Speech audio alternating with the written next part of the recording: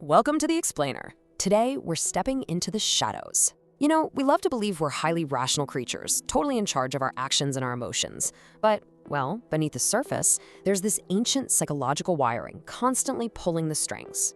So let's just dive right in with a rather unsettling question. What if your deepest suffering is actually caused by someone else's success? It's a dark thought, isn't it?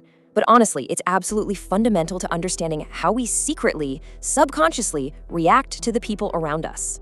Historically, humanity categorized our darkest impulses as the 7 deadly sins.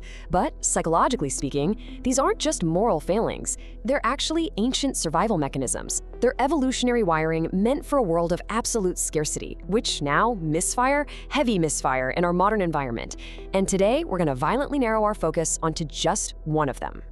Part 1, the scarcity of self. We're pulling away from the rest of that list now, descending entirely into the claustrophobic reality of envy. This is a psychological trap that quietly poisons our perception and completely distorts our entire sense of self-worth.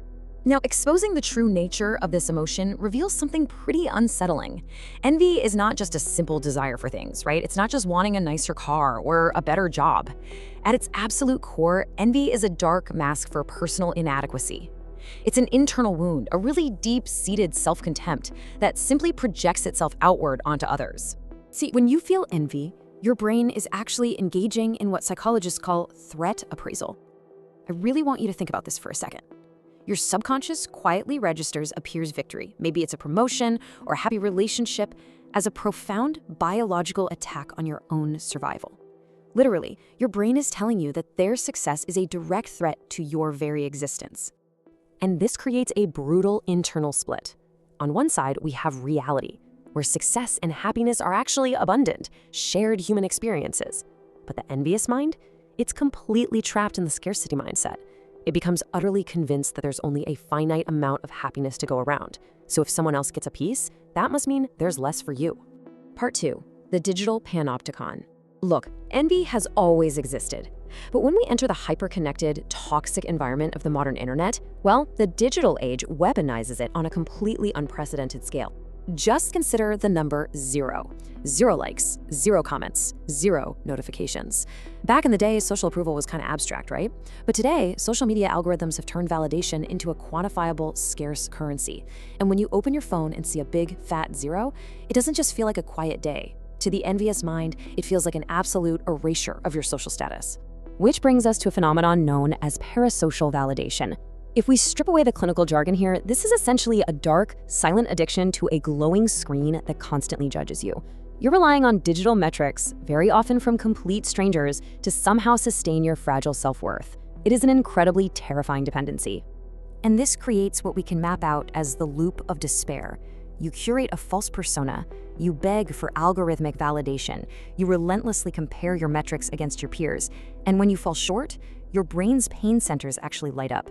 So the really crucial point here is that this lack of validation isn't just mildly disappointing, it literally triggers profound emotional self-destruction and physical pain inside the brain. Part 3, the malicious shift. And guys, this is where we go way deeper into the rabbit hole. Because this silent, internal psychological suffering, it doesn't just stay inside you. Eventually, it ferments. It turns into pure malice.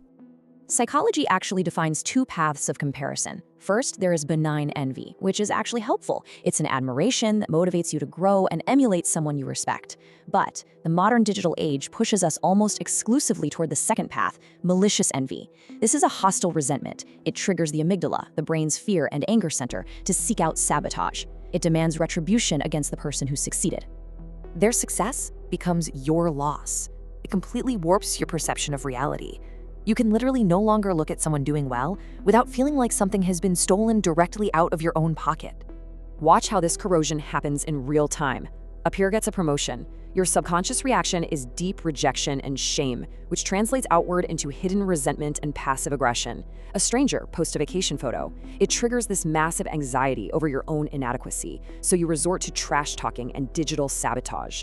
A lack of online engagement makes you feel a perceived loss of social status, leading to withdrawal and silent subconscious bitterness. This endless comparison simply consumes massive amounts of your mental energy every single day. Part 4, the corrosive echo. So, what actually happens when you live in this state of malicious comparison for years? Well, we're looking at the long-term psychological decay caused by the corrosive echo of envy. The symptoms of this silent erosion are incredibly oppressive. You develop a chronic, inescapable dissatisfaction where absolutely nothing is ever enough.